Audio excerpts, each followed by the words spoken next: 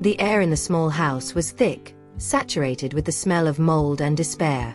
7-year-old Xaulhua clutched a piece of bread to her chest. Its sticky, rough texture, a familiar feeling under her fingers. It was the result of an unfair trade, hours of her mother Guan's meticulous embroidery in exchange for a mere crumb of sustenance. Guan forced a smile, but it was a look that seemed stitched onto her face. Her eyes, once bright and expressive, were now clouded by a milky haze, a cruel tribute to her dedication. The cataracts, a veil of darkness, were the price she paid for endless nights under dim light, a fate imposed ever since Mu Salquia, Xaulhua's father, had abandoned them. Xaulhua, my dear, look. Mommy traded the embroidery for this little piece of white bread, fresh from the oven. It smells wonderful. Guan's voice was a whisper, a broken melody trying to mask the truth. Xaulhua saw the mold, the gray-green spreading like a disease. She swallowed hard, a knot tightening in her throat. She couldn't let her mother down. It's delicious, Mommy, she lied, forcing the bitter piece down. It tasted of dirt and betrayal. Guan stroked her daughter's head, her hand thin and marked by needle pricks. After you eat, Mommy will take you to find Daddy. That promise was the last thread holding them to hope. Mu Salquia, promoted to base commander, had left a year ago. His excuse: the base was 3,000 miles away, and the conditions were unbearable. The truth, which Guan refused to accept, was that the base was only 3 miles away, and the inhospitality was reserved just for them. He had taken Guan, Guan's sister-in-law, and her daughter Tony, claiming they needed care. Mu Salquia sent no money. He allowed no contact. Guan at home, embroidered until the light of the world completely faded. The search, however, ended before it even began. That morning, Guan's body, exhausted and malnourished, finally gave out. Xaulhua screamed, a high-pitched, desperate sound that echoed through the alleyways. Mommy! Mommy, wake up! The tragedy was interrupted by the arrival of 2 military men. They weren't rescuers, but messengers of an even darker destiny. What's happening, Uncle? Please, help my mother, Xaulhua pleaded. The older soldier, with the coldness of someone following orders, simply ignored her. The neighbors backed away, fearing the shadow of power. Just then, a black car pulled up. It was Mu Salquia. He hadn't returned to mourn, but for the divorce. You and your mother, Guan. We are here under the captain's orders to inform Guan about the divorce. Xaulhua, dressed in rags, clutching her mother's portrait, faced her father. She died. You can spare the captain the trouble of a divorce. The news brought Mu Salquia no remorse, only relief. The uncomfortable soldier revealed the final act of betrayal. The 200 yuan the captain hid under the acacia tree were meant for the divorce settlement. But now, I guess they can be used for the funeral, right? Let's go. The revelation of the money, the lie about the 3,000 miles, and her father's coldness crystallized in Xaulhua's mind. But the final blow came next. Tomorrow, our captain is marrying Comrade Guan. He doesn't have time to look at a corpse. The wedding, the day after the funeral. The abandonment was a masterpiece of cruelty that Xaulhua's pain transformed into silent fury. She stormed the ceremony, dressed in mourning, her mother's portrait a banner of justice. Daddy, I won't let you marry Auntie. The scandal erupted. Mu Salquia tried to justify himself, claiming Guan and Tony needed him. And Mommy and I didn't need care? You lied that the base was 3,000 miles away. You're living a good life and haven't sent a penny home. Did you know Mommy is blind? And did you know she left me forever? Xaulhua's words were the raw, naked truth. Mu Salquia, blinded by ambition, shoved her. Crazy girl. Get her out of here. Xaulhua's final cry was a soul-wrenching lament. Daddy is only mine. Don't steal my daddy from me. The scene dissolved into tears and darkness, and Xaulhua's world fell apart. The scent of fresh ravioli and the gentle warmth of the morning sun woke Xaulhua. She opened her eyes. The cracked wooden ceiling was the same, but the air was light, the feeling of relief palpable. Mommy, Xia came to see you. Guan smiled, and her eyes were clear. The cataract haze had not yet set in. Where is my little ice cube? Xaulhua is awake. Your father was promoted to commander tonight. We won't have to eat that little bread anymore. Mommy is going to make ravioli for you. The girl blinked, confused.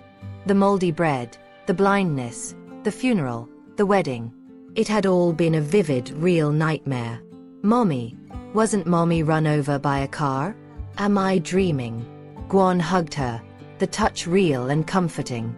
This isn't a dream. But Xaulhua knew it wasn't just a dream. It was the memory of a life that had been lived. She had been reborn. Destiny, in an act of mercy or poetic justice, had brought her back 1 year in time, to the day her father, Mu Salquia, had been promoted and was preparing for his abandonment. The first thing Xaulhua did was touch her mother's face. The birthmark, which in the past life had become the social excuse for her father's abandonment, was still there, but Guan's eyes could still see.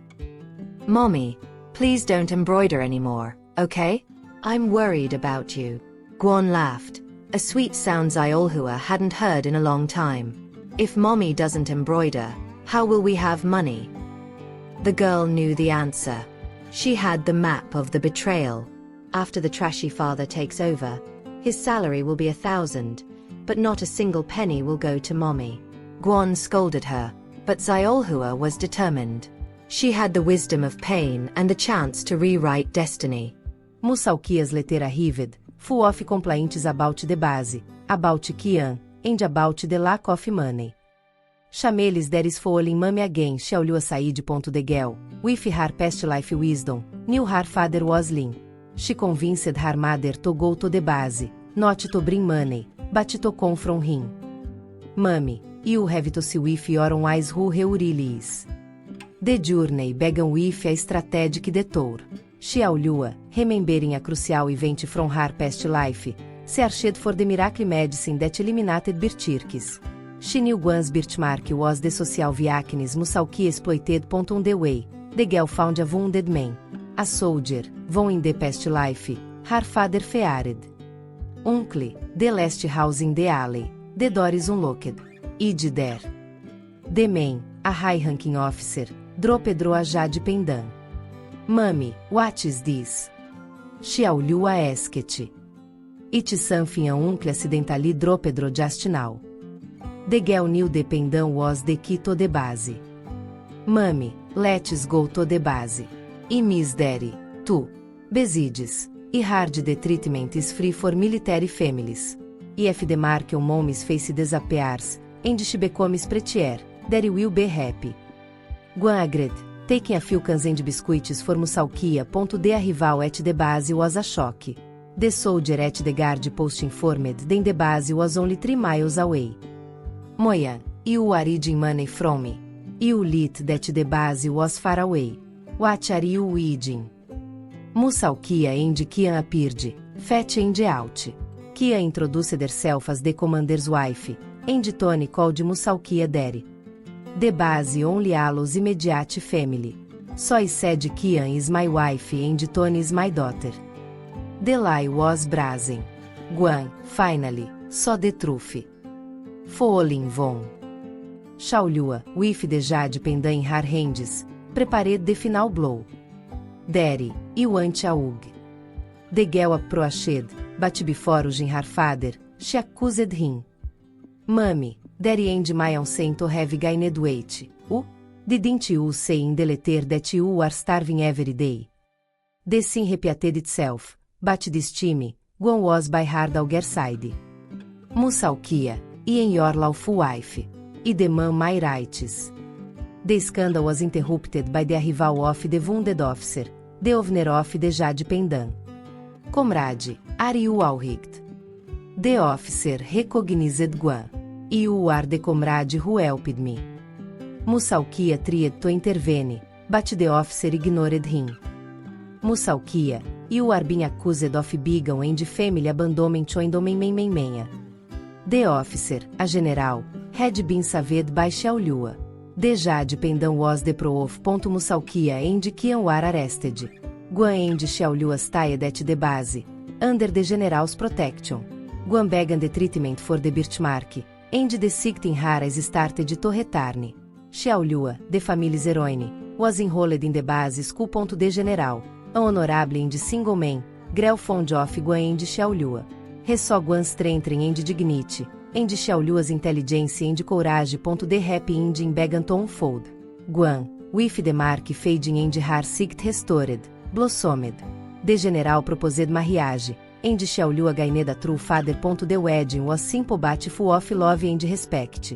Xiaulhua, dressed in white, smiled toward the future. The past, with the mold bread and the broken promise, was left behind.